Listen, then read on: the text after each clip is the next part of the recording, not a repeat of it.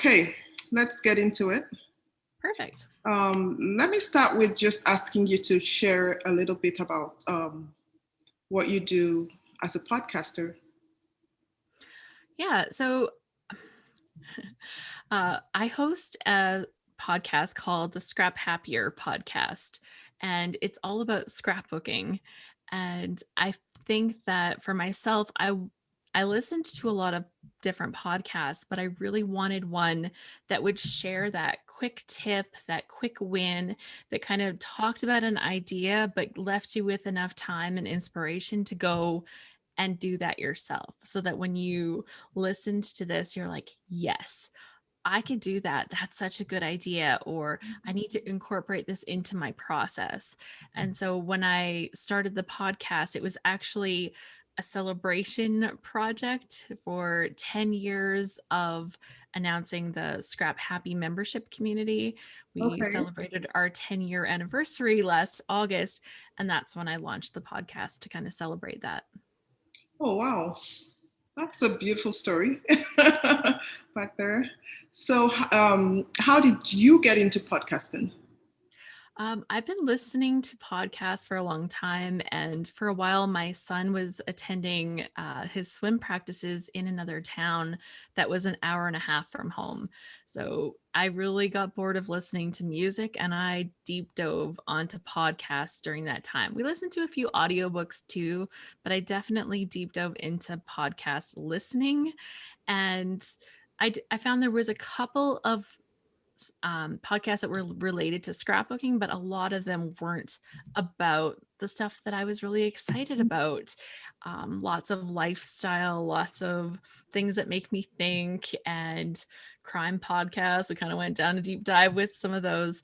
But for me, I wanted that chance to kind of bring more of the direct storytelling to the scrapbooking field. So that's why we went in that direction. Oh, that's awesome. So, how did you get started? What platforms? Did you have a launch strategy? Did you just get started on your phone, like, or on Zoom? I heard today from one of the people I was talking to that they just started podcasting on Zoom. So, how did you get started? Well, I've been following Pat Flynn from SPI, from the Smart Passive Income, and listening to his podcast for a long time.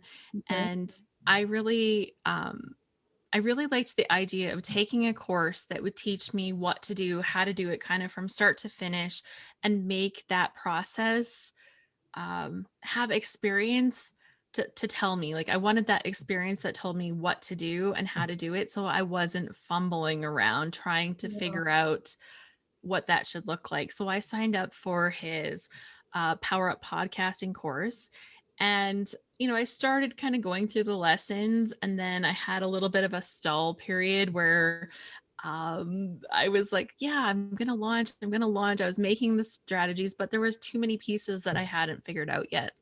Finally, I got this big um boost of energy, and I said, no, I really want to launch at this time. This is why. And I know that the timing will be really good for me for that. So I got her done. I worked through the course, and let me confess, like, I probably worked through like 76% of the course or something like that. I don't know that I made it 100% to the end, but I had enough, and I'd seen some of the launch strategy. Plus, I've listened to Pat for a long time. So I had a little bit of that behind me. I made sure I got a few episodes in the can. I promoted it in some different places. And, I don't have the biggest podcast. We're pretty niche, but there are plenty of scrapbookers out there, and there are plenty of scrapbookers that have discovered the joy in scrapbooking. And so I felt like I had an audience for what I wanted to share. Are you satisfied with the audience that you have, or with your reach, or is that Like, something that you're trying I to think grow? you're going to reach any podcaster and they're going to say, no, I want more. And Of like, course. I'm that person always, right? It's when something is good, I always want more of it. And, it's about having people that listen consistently. When I have people say, oh, it's the first thing I do on a Tuesday morning is listen to your podcast. Like, I'm so touched and moved by that, that it reminds me that it's not about the numbers, it's about the connections that I've made with the people that are listening. So no matter where the numbers fall, and they're growing, so that's a good thing, right? Obviously, the people are sharing it, people, new people are finding it, and yeah, it's a slow growth, but it's definitely growing, and I'm excited by that because I love creating it. Yeah. That's amazing. I can feel that passion in your voice when you talk, and of course that definitely is something that you give to your audience, and no wonder why you enjoy creating um, your podcast, and no wonder why they enjoy listening to you. Mm-hmm. Now, do you use any specific platform for your Yeah. podcast? Did you use something different when you started? Are you using something different now? Now, what would you recommend to someone that's new to podcasting? So I ended up going with Buzzsprout as my podcast host. And because I've always been a Mac user, I record in GarageBand. I'm not 100% sure that that is the greatest way to record and edit. I think there may be better ways out there. Um, my son actually edited a couple episodes for me now, and he used Final Cut Pro. And I'm like, I thought that was just for movies, but he yeah, he was excited to try editing, and he thought that the way you can cut the sound clips was a lot easier for him with that. But Buzzsprout has been really great. I like some of the, it has that um, approach to it that makes it pretty simple. When you're uploading your stuff, that's easy. Putting your information in is easy. Creating a visual soundbite, they have that built right into their system. So you can clip the perfect little piece to help you promote it on social media. So that's neat. Mm-hmm. Now, I have heard of Buzzsprout. I know Pat Flynn recommends it, Yep. but I don't have a podcast yet. I'm still doing all that groundwork, listening to you experts speak and tell your experience, and trying to figure out what the shortest court is Yeah. to So get it started. I follow some podcasting communities, and I participate in some podcasting chats that are happening on Clubhouse right now. And the common things that I hear people suggesting are Buzzsprout and Libsyn. Those are kind of the main two. Libsyn has like the standing of we've been around forever, and they kind of have their established roots. The one I hear knocked a lot is Anchor. So I haven't used it, but Okay. I hear a lot of experts recommend looking away from that. It's a free platform, but anything free comes with some kind of cost to it. And And they say check out your other options. Like, it's yeah. worth paying the little bit that you pay for hosting your podcast on a site that you're paying for. So, do you have any social media accounts to support your podcast? Yeah, at first I was just putting my podcast posts onto my regular Alice Boll Instagram, which is what I use for all of my Scrap Happy posts and all of my scrapbooking. But I did start a new one, and I'm just loading up some of the old episodes to it so I can bring it all up to date. And it's just called ScrapHappier. And I was really excited that I was able to get that to help support the podcast. I think that by having that place, I can share the dedicated information for it there, and it doesn't just get lost within all of my other Instagram posts, because I'm posting pictures of scrapbook pages and different projects and different live events that we're hosting. So I wanted a dedicated place. So I didn't start there though at first, and it was something that I discovered that I would like to have. And so I think it's a matter of seeing maybe where you start and maybe adjusting as you go.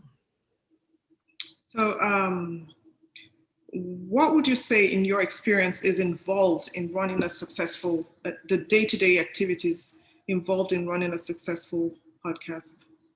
I think it really comes down to what kind of podcast you're producing. For myself, my podcast consists of short episodes that are basically the me talking episodes just with myself.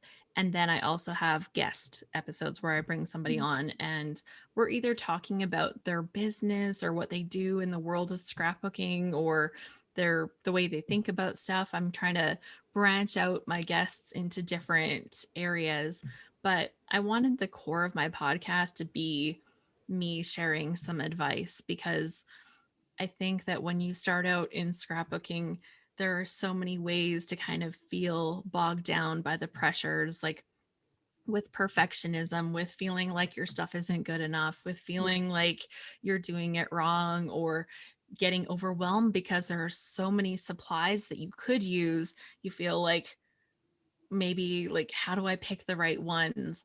And so we talk about a lot of different things like that. And I think that by figuring out what I wanted my format of my podcast to look like, I post um, a weekly session. So there's a new episode that goes up every week, and they're either the ones where I chat about something specific about the podcast. Often share ideas for creating a layout related to that topic, or a tip or a challenge. And these kind of things have allowed me to kind of carry that theme forward. And then when I bring in a guest, like it feels fresh and special. We spend a little bit longer. It's not a 10-minute episode when I have a guest, but I like the fact that the guest provides a brand new perspective. Oh, And I yeah. kind of ask some of the things that I've shared my perspective on, but getting that guest perspective, because we all do things just a little bit different. We might all be scrapbooking, but it looks different to different people. And by having that guest perspective, it really helps to be like, well, I don't do what she does, but oh my gosh, that's exactly what I do. And when people feel that, that's when they're really connecting. Yeah. So how do you find guests for your Um, weekly? through what I've been doing through my business as a whole, I run a membership group for scrapbookers. So Oh, it's online and I connect people from around the world with scrapbooking, and we do challenges because I really want people to actually do scrapbooking. A lot of people buy the supplies or they call themselves a scrapbooker, but they're not making the pages. And usually there's little hangups to doing that. So within our membership group, it's really focused on getting the scrapbooking done. And through that, I've made connections with different companies that sponsor different products, with different designers that I find inspiring. And I found that a really good way of reaching out to people is through the Instagram direct messages. Right now, that seems to be a great way to connect with people. I recently hosted an event, and some of the teachers that, they're maybe a little bit higher up in the world of scrapbooking. We have our own scrapbook celebrities. And when I wanted to really connect with them and tell them about the event that I was hosting, I recorded a short video and I sent it to them through their Instagram messages. And, people were like, they were interested. They're like, oh, well, this is great. And you can answer a lot of questions really quick. And it's less intimidating than reading a whole lot of type on a phone or something. So that was a really good tip that also came from Pat, actually. okay. Well, scrapbooking celebrities, that's good to know. I know I think every niche probably has that, right? Like Yeah, there's the celebrities in business building, there's the celebrities in mommy life, there's the celebrities in, obviously movie stars. That's who we think of lots of times as movie stars and music, but there's there's little always people to look celebrities up in to. all of these different niches, and Yeah. yeah, we have them too.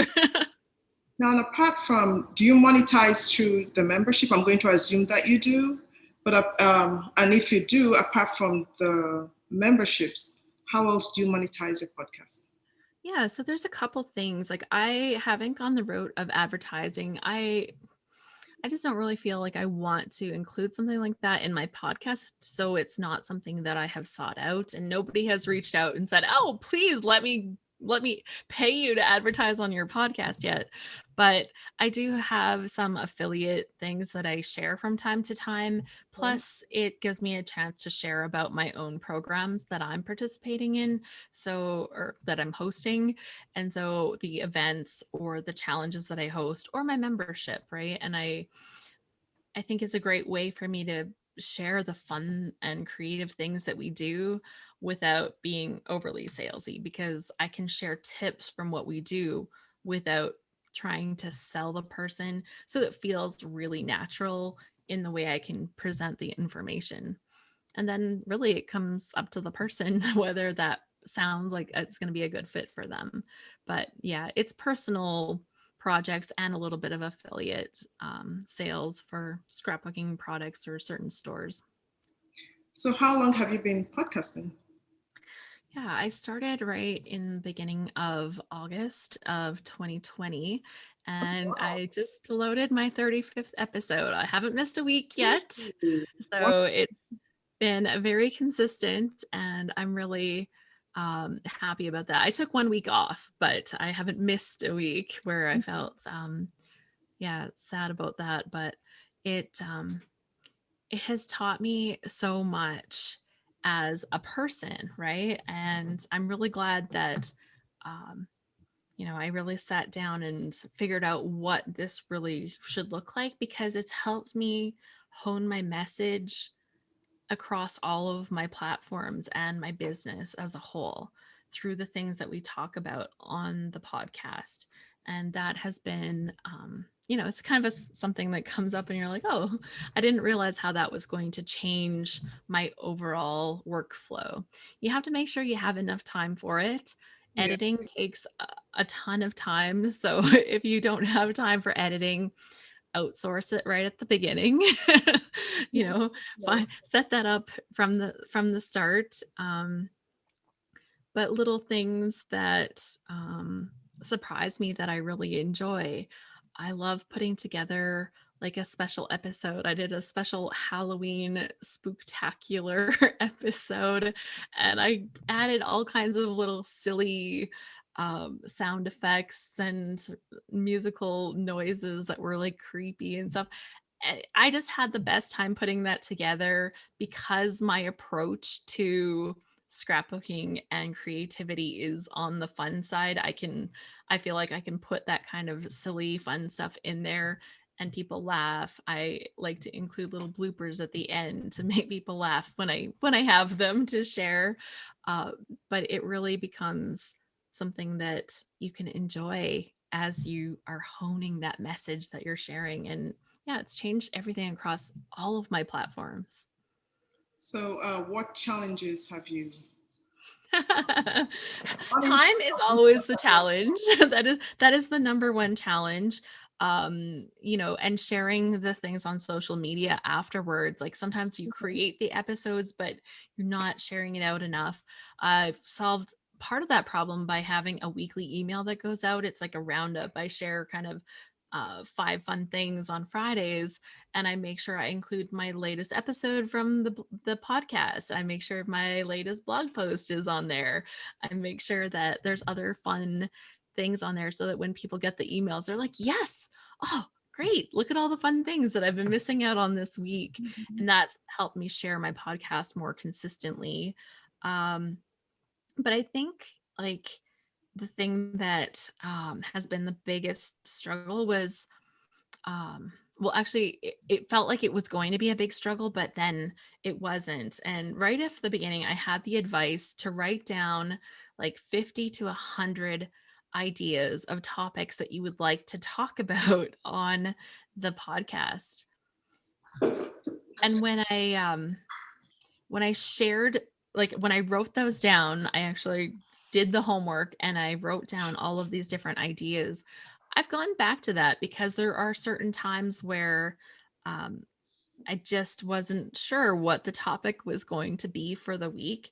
And when I go back to that list, it's full of good ideas of topics that we need to cover and that we need to talk about. So that's been really good too.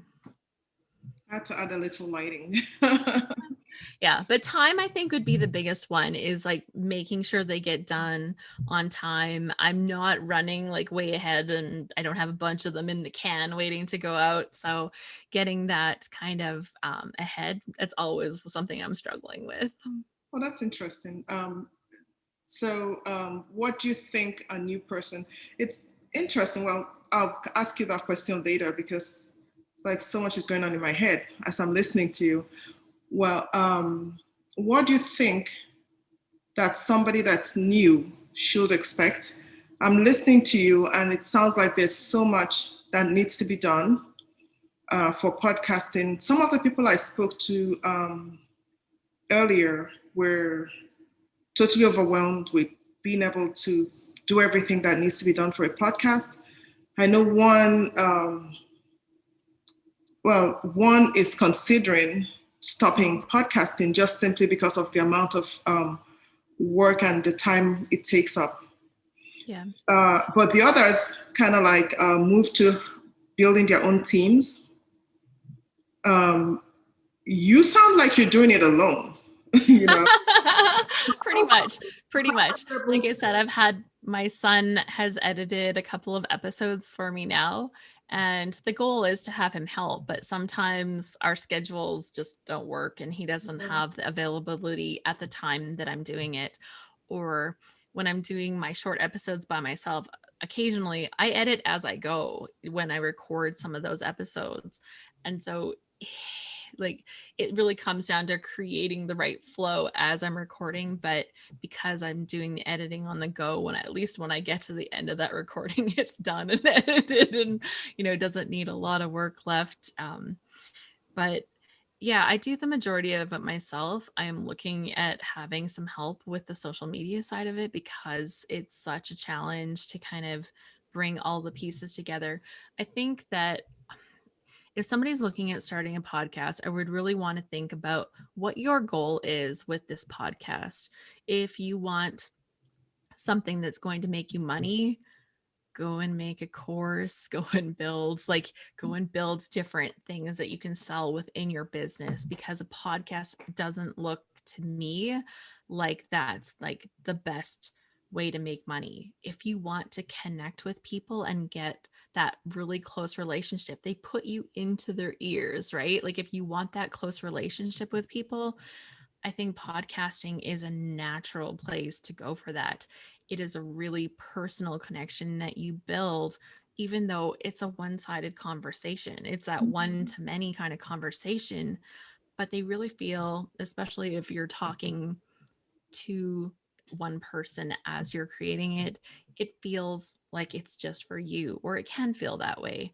And I really wanted that chance to share that message with my community of people. So, I brought some of my community people to the table when I started this, but I also feel that the growth that we're doing now, it's based on people saying, I've been looking for this, right? I wanted something like what you're sharing, or I like the approach that you have. Like, you want to keep things fun, but you also want to get it done. And um, by me being able to share that message has helped people. Like when we talked about procrastination, I brought in a procrastination expert to talk about that. And that's not a person within the world of scrapbooking. So it feels like, is this even on topic for scrapbooking? But it's totally on topic for scrapbooking, because we, like so many of us, struggle with meeting deadlines, with getting things done, with putting things off until later. And so it was a really good fit. So it's just finding the different stories. But anybody that wants to start, think about what you really want out of a podcast. What is your goal? If money is the thing, there's better ways of making money. But if connection is your thing, podcasts are a good thing to consider for that. But also think about the time, think about the growth that it takes. And if you're recruiting guests, it's setting up a scheduling. Um, I've definitely found ways to be more efficient with the whole process as I've dove into it because I couldn't do it. Going back and forth trying to schedule something with somebody is super painful unless you can hand over your calendar, say, pick a spot, fill it in, right? Mhm. So I didn't use scheduling apps before I did a podcast. And, I wasn't as good about speaking clearly. That's been one thing that's been a lot better. And I still have a lot of things I'm working on, but I had a lot of habits. I said the word like about 20 million times, I think, in some of my episodes. My husband heard me. He's like, you need to stop doing that. He sat here with a little dinger and went ding, ding, ding every time I said the word like. It was a lot. Mhm. But it has helped me clear that up too. So and partly that's from doing my own editing. If I wasn't editing myself, I wouldn't hear how bad that sounded. But it's been a fun thing. I like sharing it, and I think I would do it if I had 50 people or 500 people or 5,000 people. I'm kind of in the middle, somewhere in there. But it's been, yeah, it's very rewarding. And when people are regular listeners, they really feel connected to you. So that's been a best part for me. That's awesome.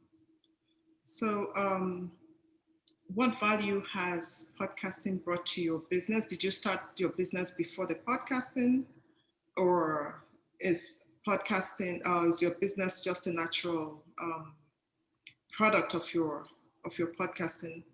And what value does it bring?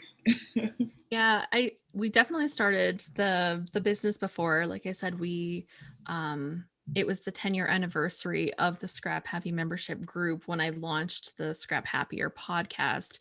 And for me, it was that chance to bring that little bit of more connection and a little bit of guided um thinking about the scrapbooking, right? It's that chance to dive into some of the things that when we're doing something that's so visual, we're always touching the products, we're always thinking about how we're going to use the products, but the products aren't the things that necessarily we find as the greatest stumbling blocks to doing the scrapbooking and to telling our stories. This gives me a chance to talk more about the mental side of scrapbooking. And like, I don't have special qualifications other than the fact that I've been scrapbooking for over 22 years, Oh, wow. and I've had to go through those battles and those struggles myself. Mhm. But I get to talk to a lot of scrapbookers through my membership. And so I get to hear a lot of the things that we all struggle with. And, when I've solved a problem, I'm like, here, try this. This might work for you. It worked for me. Right. And I think that when we have that best friend that shares their advice with us, Mhm. that has been the best thing. So I get to be a scrappy BFF for a bunch of other scrapbookers, and that's a huge value within our community because people are always sharing back with me about what they're doing, and I love it. Like for me, it's the connections. Share something that surprised you um, uh, in your journey as a podcaster. Something that nobody expects going into podcasting that everybody will experience at some point. I think you're going to have like somebody come up to you, or like you're going to bump into somebody online and they're going to be like, "Oh yeah, I listened to this great podcast." And they're going to be talking about your podcast. Like when Wow. that happened, it was just like, yeah, I know that podcast. That I actually host that podcast. Like it wasn't somebody I knew in person. So it was really funny to kind of have that moment where someone's telling you about something they enjoy and it was your thing. I don't know if I've ever been more flattered in my life. The other thing that I think people are surprised at is that you can talk about things that are visual in an audio format. Because I had a lot of people ask me about the fact that I'm doing a podcast about scrapbooking, and scrapbooking is something that seems like it's more suited to YouTube or Instagram or Pinterest and those kind of platforms. Like, how do you even do a scrapbooking podcast? Actually, But couldn't quite figure out how you do a scrapbooking podcast. I had to go to your website and look at some of your work and, shift over to your podcast. And I'm like, oh, okay.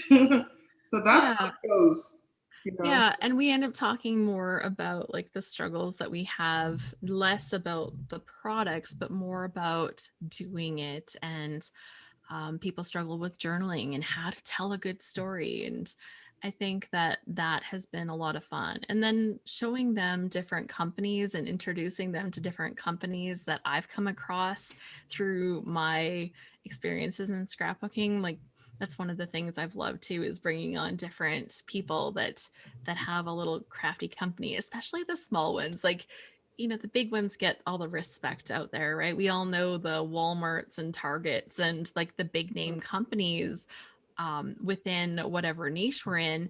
But the little guys, that guy that's down the block from us and online, it's literally that girl online that has her website, right?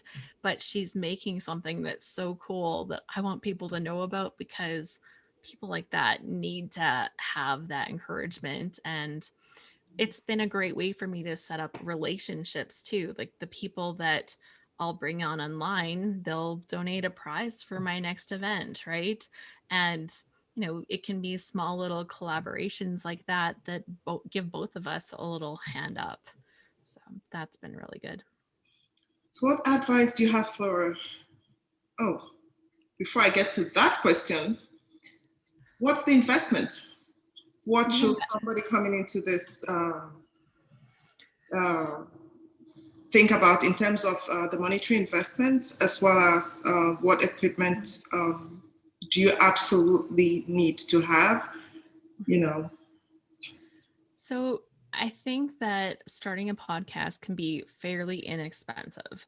I do recommend going with a paid platform. They're pretty cheap. Like, I don't know what it is, like $12 a month, $10 a month. Like, it's not a lot to have a podcast. Um, Buzzsprout, Libsyn, both of those are great companies. I think I've only used Buzzsprout. I know that they have been really great to work with. Um, you need a podcast mic. One of the biggest things you want to have is really good audio. This mic here I use for my live things on YouTube, but it's not the mic that I use for my podcast. You want your voice to sound as rich and full and have as few distractions as possible. So I got myself the Audio Technica 2100 microphone. It was one that Pat used to recommend. I think he actually recommends a different one now that's even cheaper than this one. But my voice through that microphone sounds great, even for my voice, right? And we're all critical of how our own voice sounds. Most of us aren't blessed with that amazing radio voice, but I like the fullness and the richness that it gives to my voice, especially compared to other options like um computer audio. Definitely that's like the low rung choice. But if you can get a good microphone, it cost me maybe $120 or something like that, 150 bucks with the stand to help bring it into my screen. I bring it into my face, and it does an amazing job of making me sound good. Um, my like I mentioned, I use GarageBand for editing. That came on my Mac. So if you want to count the cost of the Mac, well, I was already using that for my business. So do you count that when you're adding a podcast? Not necessarily. So what is that for maybe $200-300? I've got my hosting for a year, and I've got my microphone, and that's pretty much the monetary commitment to a podcast. After that, it really comes down to the time that you're going to put into it and how much of the work you're going to do yourself. And depending on, getting audio transcriptions, like if you use a service like Rev, you're going to pay for your transcriptions. Maybe you'll find a cheaper version. Maybe you're not going to use transcriptions. I don't use them on every episode. I use them on certain ones where I feel like that I'm putting that whole message on there. And at one time I might choose to move to transcriptions on all of them, but it's just a process of figuring out what you need and what you can afford to add as you need it. Like the basic supplies, they're pretty cheap to get you started. So it doesn't have to cost a lot. The biggest cost is in your time and in the planning and in the editing. So if you want to take some of those off your list, you pay more for that. So if you had to do it again, I bet. Oh, definitely, definitely. I'm so happy like using Buzzsprout because it's super intuitive to use and it's really easy. So I would easily pick Buzzsprout again. Like I've had no problems using that. You get like a limit to how many hours of time you can upload. So, and because I have such a short podcast, it's like 4 hours a month. I've never used up all my time. Different services might be better if you are hosting a podcast that you talk longer, or you have more episodes and so you're going to use up that time. I think Libsyn bases theirs on the amount of megabytes or like the file sizes instead of the number of hours. So that's kind of different considerations to look at when you're choosing them. But I would definitely do a podcast again. I've considered like other topics and then I'm like, okay, I know I need to keep it simple, keep it sweet with what I'm doing. And yeah, I love sharing the messages because I've been that person that wants somebody that helps me, and now I have some advice that I can help other people with, and it's my time to do that. So do you think that a broader podcast, just based on timing and or the amount of time that needs to go into maintaining one, do you think that a broader podcast until one finds their voice is a good way to get started, or do you think a new person to this should do all the research and determine and get started on a niche? I think what I would probably do, if I was like thinking of doing a podcast, but I'm really worried about the commitment, um, I would probably practice in Clubhouse doing rooms, hosting rooms on certain topics. And, like even if you're hosting a room that has two people in it or something like that, right? Like it could be the smallest of small rooms, but seeing if you can get people engaged in that platform because it's so similar to what we do in podcasting. It's you talking, you don't have all of the pretty visuals going on with it. You're not there on camera, so you can literally be anywhere doing like in any kind of background. You don't have to kind of set the scene. It's all about the talking and about what you're talking about. And I think that it gives you a good chance to build your um, discussion style and allow you to kind of carry that conversation and see if that's something that you enjoy. Are you willing to get in front of like if I was doing the 10-minute podcast, like I do pretty much right now, can you talk for 10 minutes comfortably when nobody else is asking you questions, when nobody else is interjecting? It can feel awkward when you're talking and nobody is listening because when you're recording it, nobody is there usually with you unless you have the fancy like stage, and like that's a whole other level where you have a team that produces your podcast. But I don't have that. I think a lot of small podcasters don't have that. So yeah, test it out. Like, and it doesn't have to be Clubhouse if you're not a Clubhouse person, if you're not a Apple iOS person, it doesn't have to be that, but that kind of opportunity. Even doing like a YouTube live. Yes, it has more visuals, but you have to be able to talk. And I know live you can have comments, but can you talk about your topic for that amount of time? Do you have as much to say as you thought you did? Because that can be an issue sometimes.